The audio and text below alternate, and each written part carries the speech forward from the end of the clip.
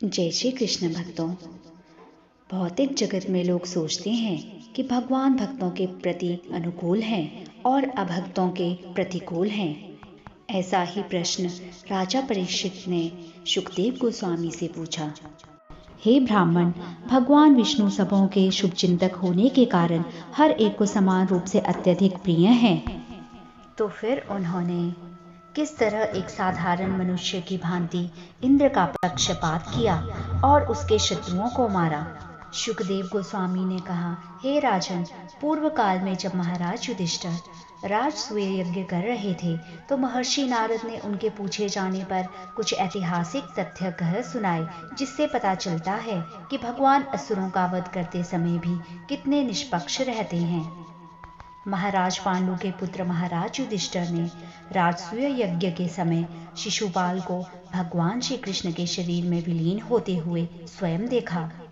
अतएव आश्चर्यचकित होकर उन्होंने वहीं पर बैठे महर्षि नारद से इसका कारण पूछा। महाराज युधिष्ठिर ने कहा, यह अत्यंत आश्चर्यजनक है कि असुर शिशुपाल अत्यंत ईर्ष्यालु होते हुए भी भगवान के शरीर में लीन हो गया।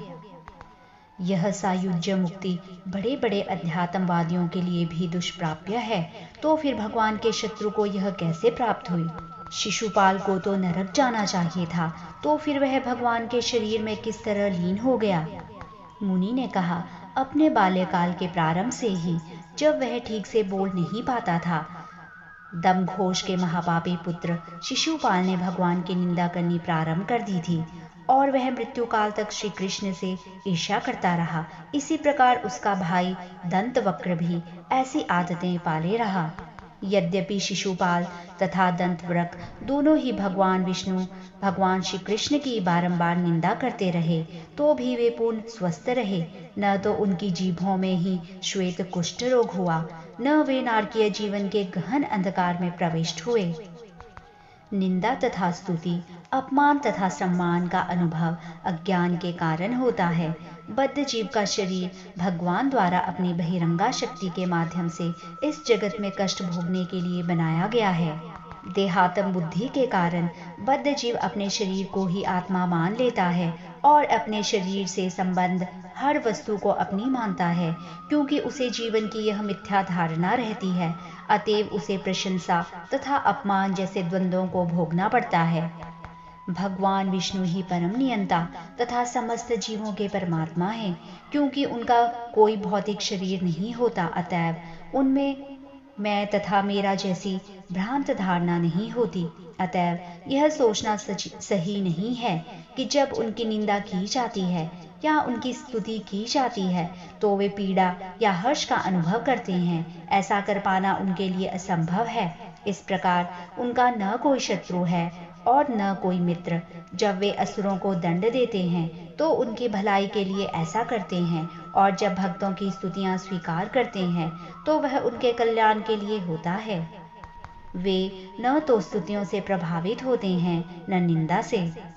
यदि कोई बद्ध जीव किसी तरह शत्रुता या भक्ति, भय, स्नेह या विषयावासना द्वारा, इनमें से सभी या किसी एक के द्वारा अपने मन को भगवान पर केंद्रित करता है, तो परिणाम एक सा मिलता है, क्योंकि अपनी आनंदमयी स्थिति के कारण भगवान कभी भी शत्रुता या मित्रता द्वारा प्रभावित नहीं होते। मनुष्य को भक्ति द्वारा भगवान के विचार में ऐसी गहन तल्लीनता प्राप्त नहीं हो सकती जितनी कि उनके प्रति शत्रुता के माध्यम से। एक मधुमक्खी भृंगी द्वारा दीवाल के छेद में बंदी बनाया गया। एक कीड़ा सदैव भय तथा शत्रुता के कारण उस मधुमक्खी के विषय में सोचता रहता है और बाद में मात्र चिंतन से स्वयं मधुमक्खी बन जाता है। इसी प्रकार यदि सारे बद्ध जीव किसी तरह सच्चिदानंद विग्रह श्री कृष्ण का चिंतन करें तो वे पापों से मुक्त हो जाएंगे।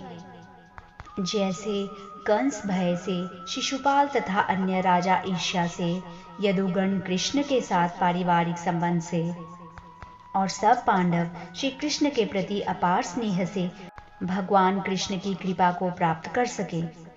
अतएव मनुष्य को चाहिए कि जैसे भी हो, चाहे मित्र बनकर या शत्रु बनकर, वह भगवान का चिंतन करे। जय श्री कृष्ण भक्तों।